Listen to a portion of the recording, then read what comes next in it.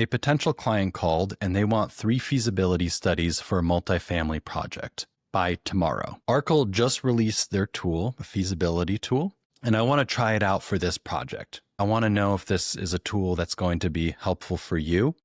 And let me know in the comments what you think, what your first impressions are. I want to know how this compares to what you're currently using today or other tools that you've evaluated like TestFit or Giraffe. All right, so here we go, an unbiased, honest review, unfiltered. Again, this is not sponsored by anyone. If anyone does want to sponsor me, by the way, feel free to do so. It won't change my honest review at all, but I'm always looking for partnerships and collaborations. One last thing before we jump into the tool, for the evaluation framework, I want to understand what is the problem that they're solving, which right off the bat, they're trying to centralize multiple tools stitched together all in one platform and one that is collaborative and web-based.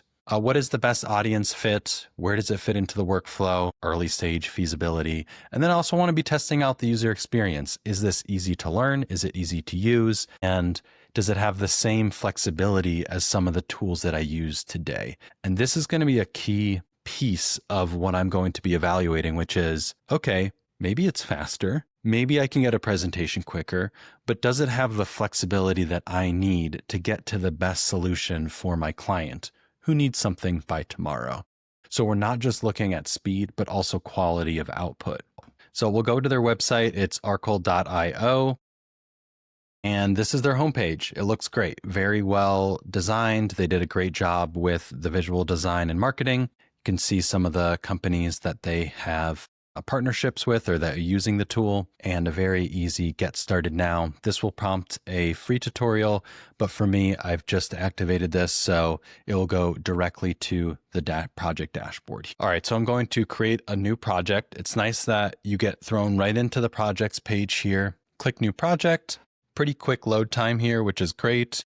They have maps integrated with their tool, which many tools like Rhino don't have that integrated off the bat. Our project is in Atlanta, Georgia, so we'll start there and I'll just zoom in to where I want to have my site. And we're going to be building right off of Englewood in this corner right here. It has 3D or flat, which is kind of interesting. We'll go ahead and press save. And it's 3D topography, which is great.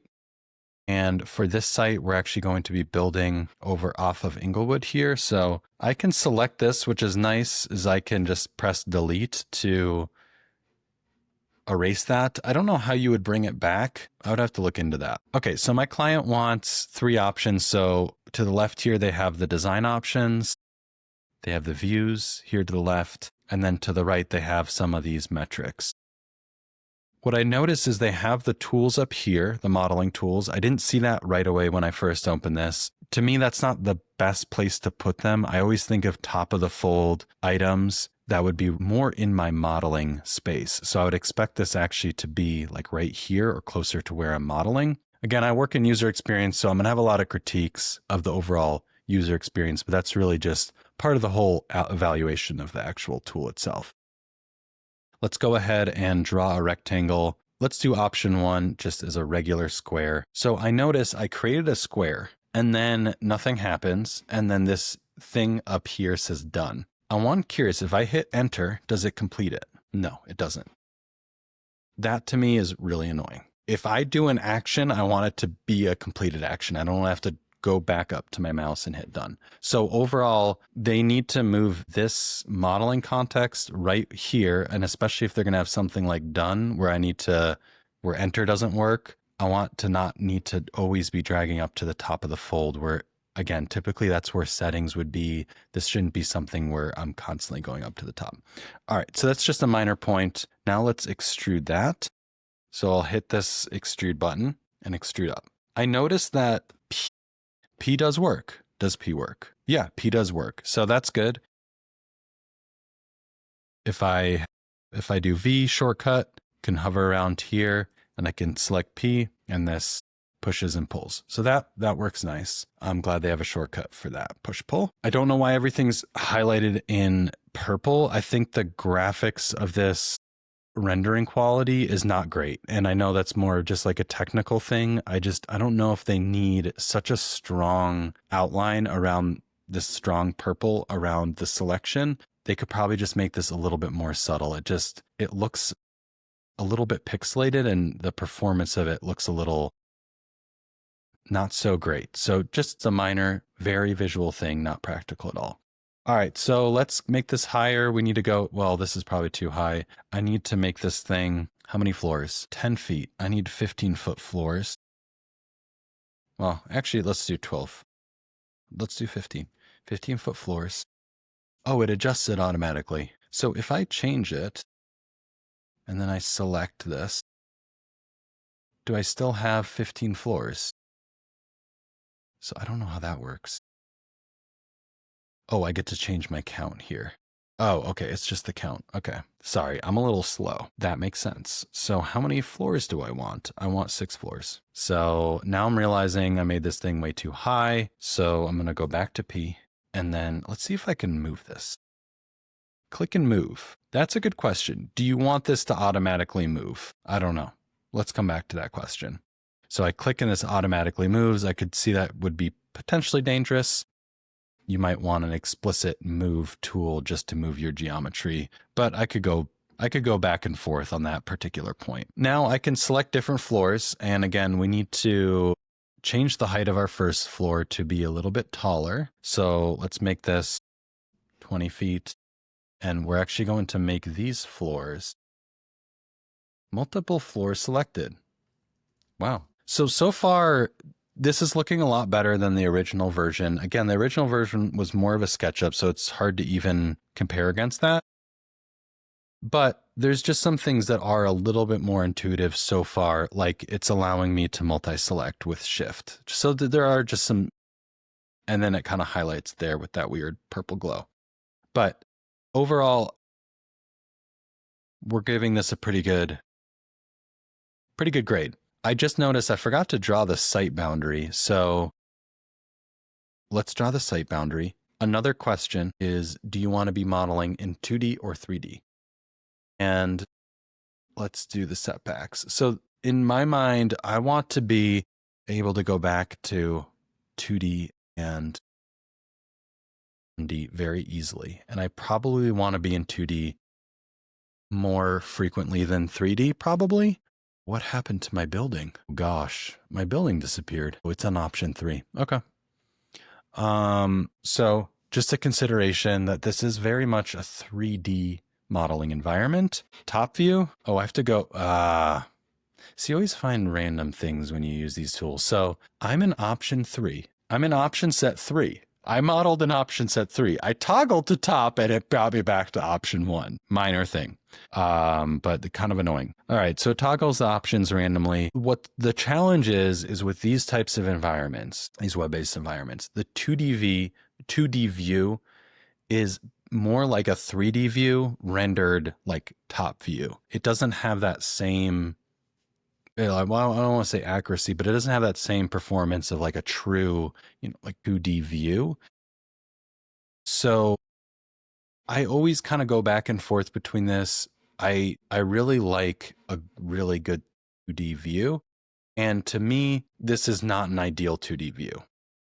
I want more of like a drafted 2D view, not like a D top view, if that makes sense. So like in Rhino, I have my top view. It's like fully kind of looks like a drafted proper top view. Here, it's very much still like a 3D environment, but just from the top view. And you can even see the shadows and things like that. And I'm sure if I right clicked, I could rotate and it's kind of this like orthographic view. Again, it's just like a personal preference. This toggling back between 3D and top view and the option sets is quite annoying, but that's fine. All right, so we're going to go back to push and pull, and I'm going to just push and pull one floor. Let's say we need a setback. Actually, let's select multiple floors and then see. So how would I just push and pull this one floor? Okay, so I have to double click it. That I think makes sense. Oh no, that doesn't make sense. Okay, how do I do that? I'm going to need to learn how to do this. I like these little points though. That's nice. You can do like a nice, this is really nice. I like, again, it's that 2D functionality that sometimes gets overlooked. And I like that you can almost like select these as vectors. I need to figure out how to just select one floor. Edit building. Select floor range. Shoot, I do not know how to do this. Okay, so let's make this residential. Now let's see. So you have to change. All right. Part of this is just learning the new tool, but I you have to give it a separate program type to then kind of distinguish it. We don't love that. All right, so let's see. Why can't I snap? I wonder, do I snap with this?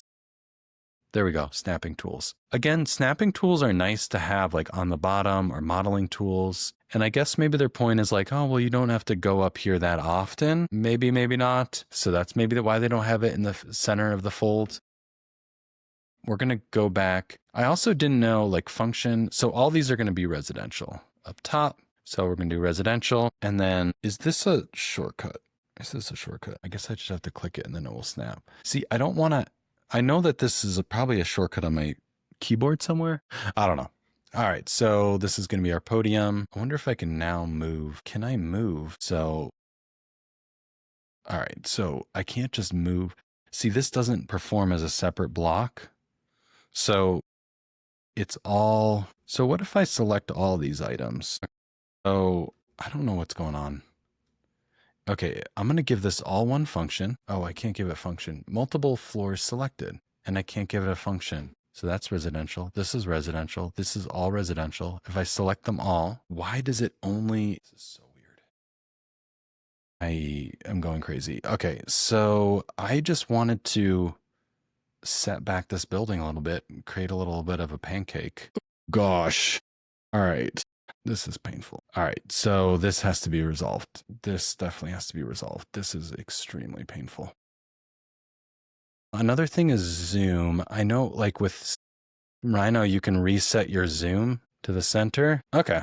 So we're getting there. This is mostly my error, I probably will say, but I just do not like how the push and pull functionality works. I feel like it's just random. Like why are these the way that it's like, do I have to go down? Do I have to go and then extrude it as one thing? And now I can, okay. So I guess that is a little bit of a learning curve, but what if you want to just, let's say you want to just, this is still residential, but you want to just push that back. What do you do? And then if you move this, it moves the whole block. And I remember this from the demo. I did an in-person event with them, and I don't like the logic of this push and pull and floor things. It kind of just drives me crazy. And again, I think it's once you learn it, it's probably not that big of an issue. All right, so I just went back and watched a bunch of tutorials to figure out how this thing works. Remember how I was complaining about the push pull not being clear? Like if I push pull, it's the whole thing. So what I learned here is that I can select a floor and we're going to delete. I wonder what happens if I delete all my floors. I'll select this. Let's select all these top floors and I can make them floor. What the? I need to assign them a new floor, maybe floor E. Then floor E shows up. Then if I select all these bottom ones, let's create a new floor, floor F. Then it shows up. Now when I do push pull, they operate together. So that is still a little bit of my gripe here, which is like, I just want to select some floors and push and pull them, right? But they have this logic built in. You need to assign something if you want it to work in unison. So that's their logic. That's the way it is. If I select that floor plan type, what's kind of interesting about this is that if I went in to adjust the thingy, whatever, it actually changes. Now I don't, oh, because that one's assigned. It actually changes the geometry or not. I don't care about that. So that's kind of interesting. I don't know why it's being like projected down like that. And now I can just select this. So now if this is floor F, I can just select those floors and assign that to floor F. Then it will all update like that. And then I can go back to floor F. So, you know, before I was kind of complaining about that 2D view, they do kind of have that 2D view. So I just didn't see it. So my bad on that. So I think my gripe still is that they, you know, you got to do the thing. And then I'll always like this done thing. I don't know how to do the done thing. Okay. And then once you edit this, it's going to edit everything. So that's their logic. That's how it works. That's how they decided to do things. That's fine. Now, if I want to add floors, I had to go back and just figure out how this worked. If I want to add rooms, I have to go in here and like draw lines for rooms. This should be automated. I don't know why this is not automated. This just seems like I want to just get, that just seems like a lot of work. Another thing that, yeah, so if I go here, let's just create some rooms. Well, let's do a corridor and then let's create some rooms. Done. Every time I draw a line, I have to press done. I think every time I draw a line, I have to press done. I think I could probably go along there. That would probably be the best way to do it. So I'm creating a bunch of rooms and look, it's like hovering. I can't, and if I press enter, then it goes like that. So that's annoying. This is already like, that's a lot of work. All right, let's see what that gets me if I go to 3D. Again, it toggles back to that. I can see that this has now been going like that. It doesn't give me the units. So I don't know why it does that. It gives me the residential floor area. View, camera, label, doesn't give me the units. So I need to watch some tutorials to figure out how to get some units. I'll be right back. Change them to bedrooms. So we'll go to area type. We'll just do this as like a 1-bedroom situation. And maybe a couple of these we can do 3 bedrooms. All right, so we can go back to the 3D. So weird that toggle between them. And we'll go done. We're done. We're done. And then I'll see. There we go. 24. I don't know why it just automatically hovers that. That's kind of weird, but. So I get a sense for how many bedrooms. Again, I feel like this could be automated, and I feel like there's tools out there that do automate the unit layouts. So it'd be nice to have some of the, just like a pretty simple automation tool that is editable, but maybe that's on their roadmap at some point. So, okay. And if I'm gonna go like that. So you always have to be assigning, what I'm realizing is like, you always have to be assigning things, which makes sense because then you can update like residential, commercial, that sort of thing. And then I can still like push and pull this however I want.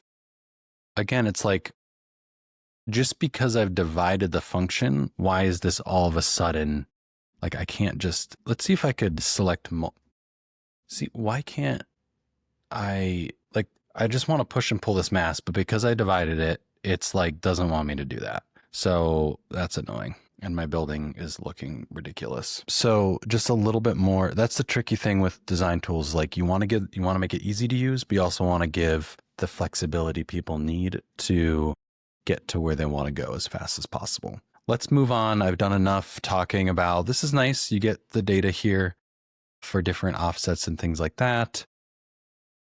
You can set up different views, which is great.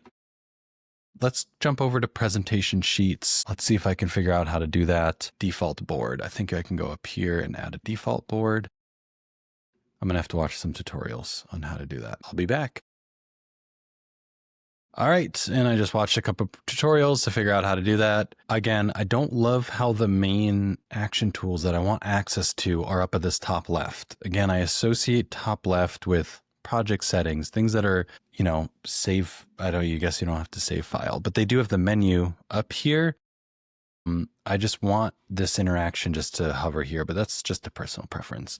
What I notice is, so if I create a board, I was too zoomed in. So that's a sheet. I don't know what this rectangle, I guess that's just drawing a rectangle. I wasn't sure with the icons between these, what they were. We could do a metrics chart, select a view source to display metrics. Let's try that. Let's do an image. No, I don't want to do an image because those are all my images on there.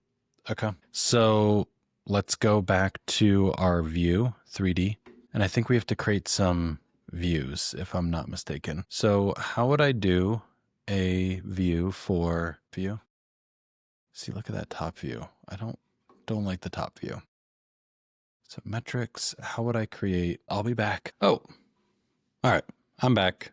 All right, so let's see.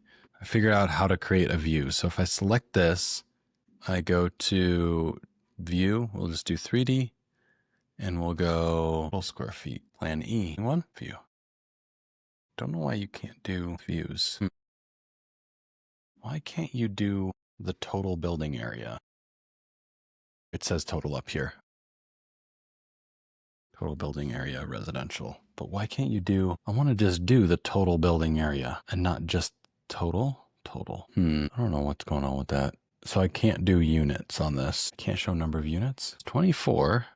I'll be back. All right, so I just figured this out. So you have to go to the 3D view and you have to create your own custom views to then bring in. So I'm going to go in this page and I will, if I want to select, I create a new folder and then create a view in this thing called a custom view. Then when I go back to default board or new board, I can go to that custom view. So that's how you get everything. It still doesn't say the number of units. So I need to figure out how to do that. I'm not sure how I would show that. Maybe what I can do is just, if I select all these and then I press, maybe it would show up.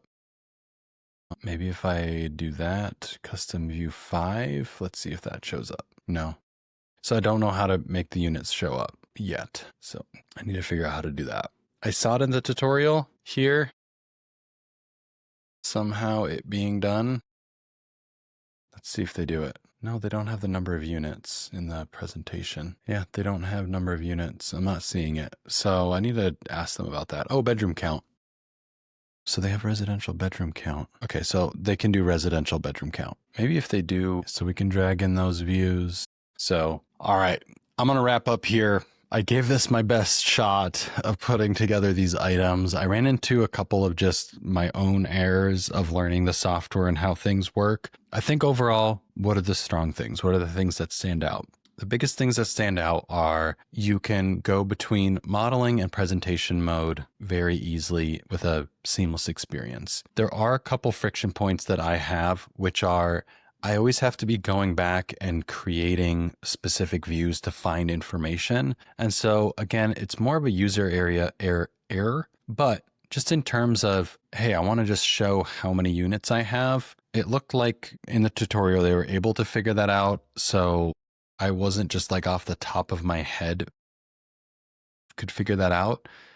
Maybe I go here. So there's some things like that that I feel like there's just still a little bit of friction between, hey, I want this thing and I need to figure out how to get this thing. And it's not as intuitive as I would have hoped. Things that are just like very basic, like unit count. How do I create a view for that? I'm going to go back and watch like 10 tutorials to kind of figure that out. I feel like I should be able to select this and, find the view, and that would give me the count there, but it doesn't. So that to me is a little bit frustrating.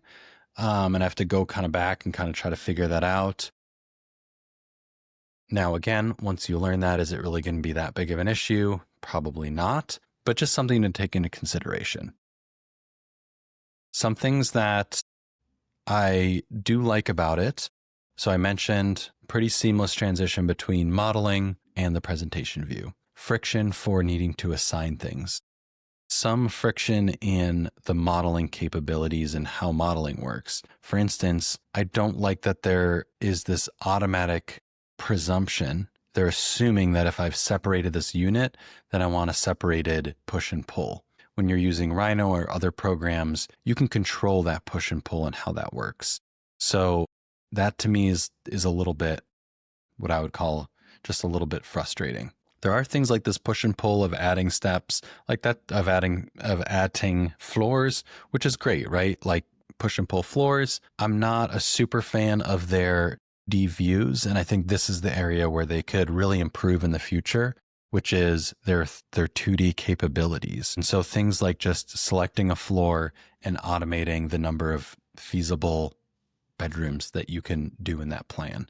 That seems like a reasonable request to automate that functionality, not where I have to go and be like messing with their line tool and splitting the floor plan, updating things and things like that. I don't know for their building plans how I add back in something that I've deleted. So that's just like, I think that's a bug. I don't know.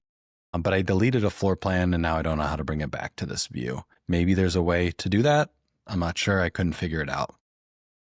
So overall, I think that this tool could be really useful. There's two areas that I think where they could really improve on next, which is overall graphics and visualization capabilities.